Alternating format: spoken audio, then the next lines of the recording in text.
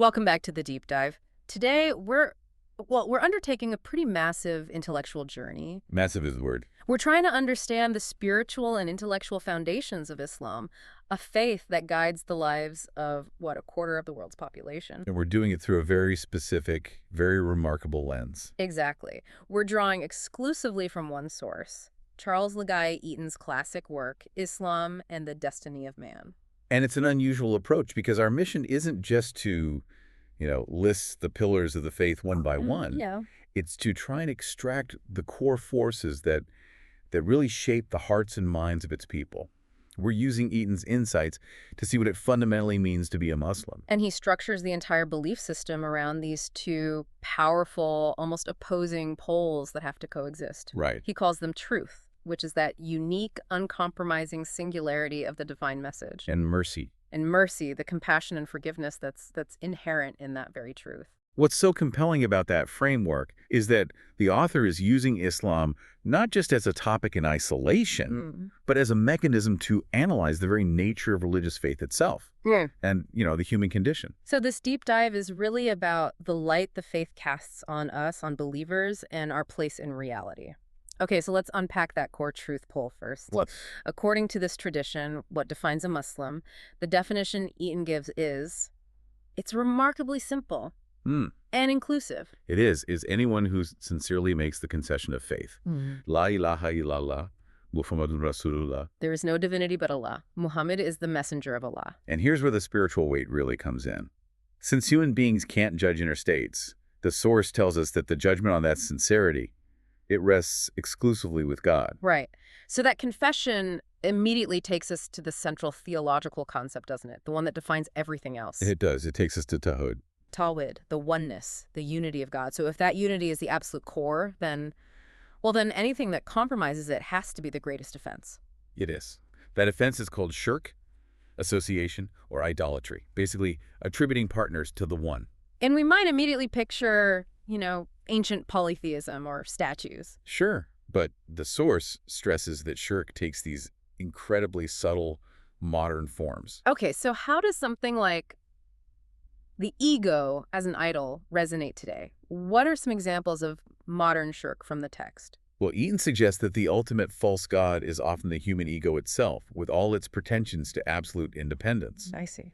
So shirk could include believing that purely natural forces or even your own will, your own intellect, operate entirely independently from God's command. So the worship of unlimited personal achievement, maybe, or placing complete, unquestioning faith in impersonal market forces. That could absolutely be seen through this lens as attributing independent power to something other than the source of all existence. That reframes the entire spiritual struggle and this idea of absolute unity.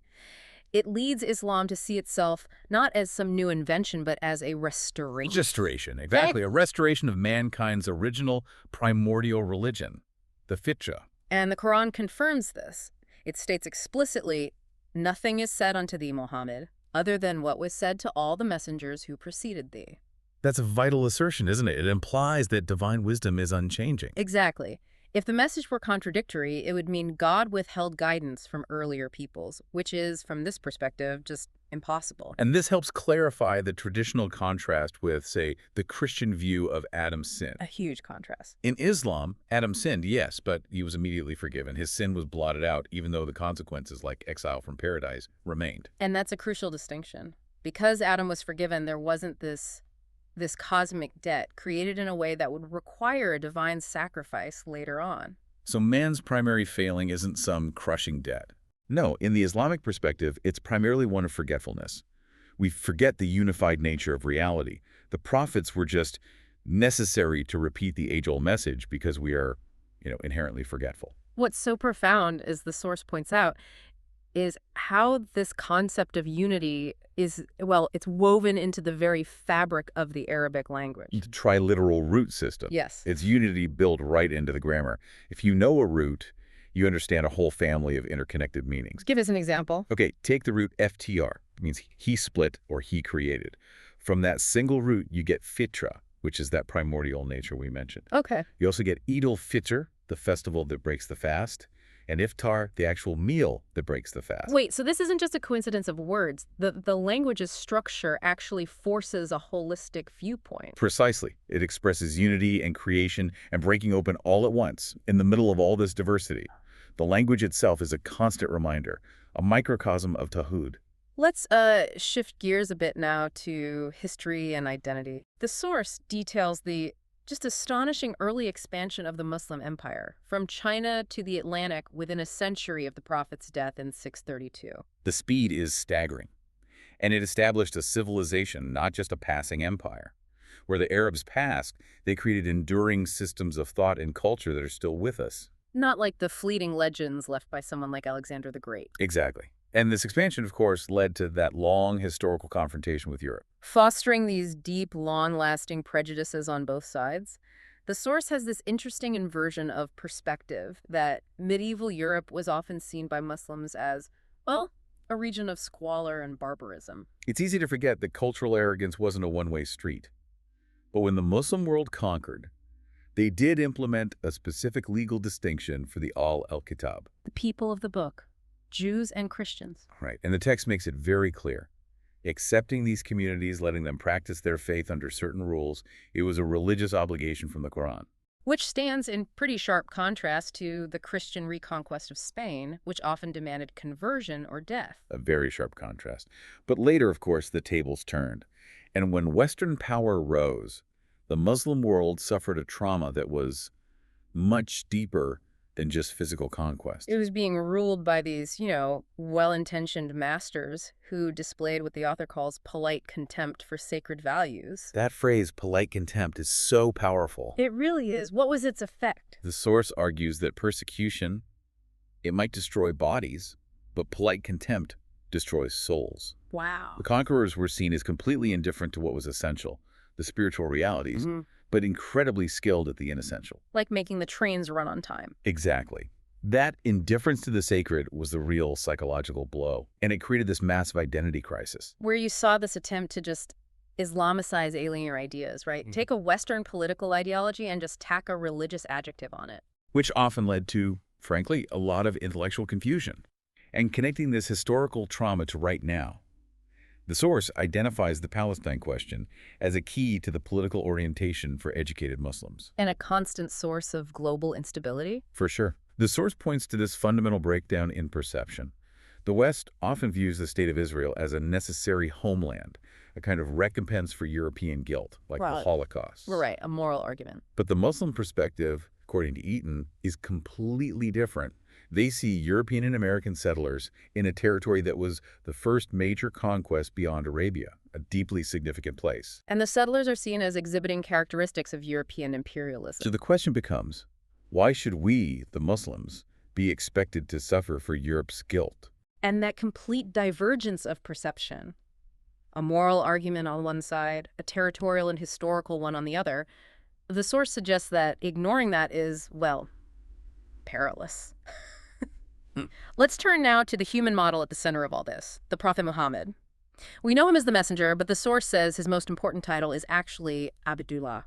The slave of God. Yes. And that title is so important because it means his obedient passivity, his absolute submission, is the necessary precondition for his activity as Rasulullah, the messenger. He has to be fully submitted to the truth before he can transmit it. Precisely. And he's described as Bashari, flesh and blood. Which is key. It's what allows every believer to imitate him. He's the perfect human norm, not a deity. And the source doesn't shy away from the human tension in that. You see his public life, which is incredibly Spartan eating gruel, constantly giving things away. But then you also see the warmth and the undeniable human complexities of his private household. The liveliness, the jealousies among his wives, the anecdote about the lost onyx necklace, it's all there. And that balance, the personal warmth, the huge worldly accomplishments, and his deep spiritual life, that's what defines the Muslim view of a complete life. It is. So if the prophet is the perfect model, what does that tell us about our role? Man's ultimate vocation. Which is al-Khalifatu la fil ard. The vice-regent or representative of God on earth. Which puts humanity in this incredible paradox. We're created from dust, but also in the image of God. We stand above time. We're capable of choice. And therefore capable of sin. Right. And to manage that paradox, you need a structure. You need the Sharia, the God-given law. It emerged as this essential science of human relationships to replace the old disintegrating tribal structures. And it wasn't just handed down unilaterally. It was constructed by the community through two processes, ijma The consensus of the community, and ijtihad. individual scholarly effort. Yeah. And that reliance on community consensus is rooted in a saying from the Prophet, "My community will never agree upon an error." That's a powerful guarantee. It keeps the law rooted but dynamic. It does. And this whole idea of making things manageable, that principle of ease over difficulty, is captured in this great little anecdote. The one about the desert Arab in the mosque? That's the one. He comes into the mosque in Medina, he doesn't know the rules, and he just relieves himself in a corner. And everyone rushes at him, furious. Of course. But the Prophet stops them. He just tells them to pour a bucket of water over it. And he says, "You have been sent only to make things easy and not to make things difficult."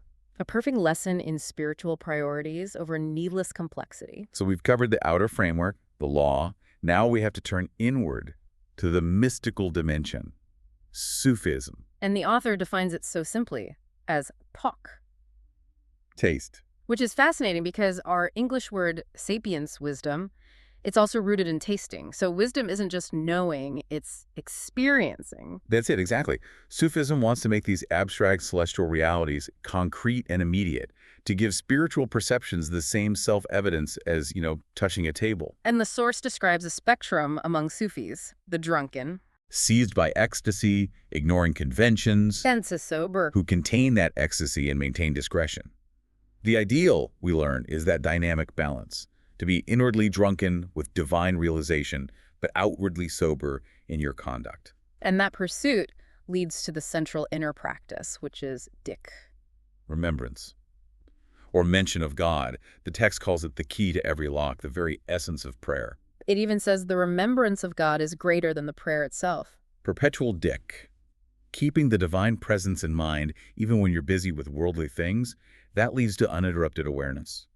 God is always present, it's just our attention that wanders. Dikkers the effort to return. This emphasis on the unbound nature of God, it also profoundly influences Islamic art, doesn't it? The refusal to depict living forms. It does. Art forms like the arabesque with geometry and calligraphy, they have a unique job.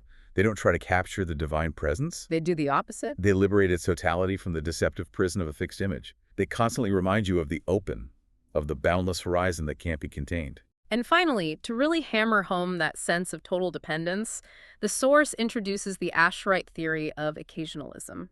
This sounds complicated. It is, but the idea is simple. God alone is the cause of every single event. So phenomena cannot cause other phenomena. Exactly. If I drop a pen, God is the active agent of its fall.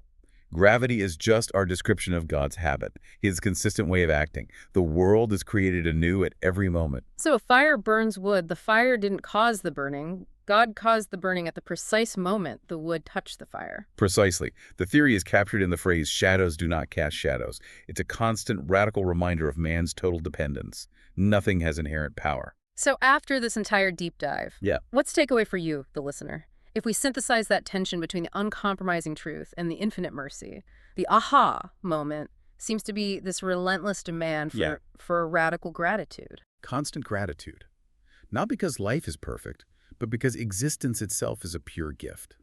Consciousness, your senses, the air, the light, it's all completely undeserved. The Muslim is fundamentally indebted, always. And this debt, this gratitude, that's the reason for our human vocation. That vocation is worship. And the Quran assures us that this act evokes an immediate personal dialogue. Call upon me and I will answer. And it's so striking that even in the hereafter, after all the spiritual gifts and the gardens of paradise, the source says the greatest gift isn't paradise itself. Oh. It's Ridwan acceptance, or good pleasure from Allah, something greater than paradise. And that centrality of Tawhid and the spiritual journey is just so powerfully embodied in the ritual prayer, the second pillar. How so? The act of the Muslim praying wherever they are, in a grand mosque or totally alone in the desert. It places them at the center of all possible worlds. Because God is present wherever his name is mentioned. And that place, for that moment, is necessarily central in every single dimension.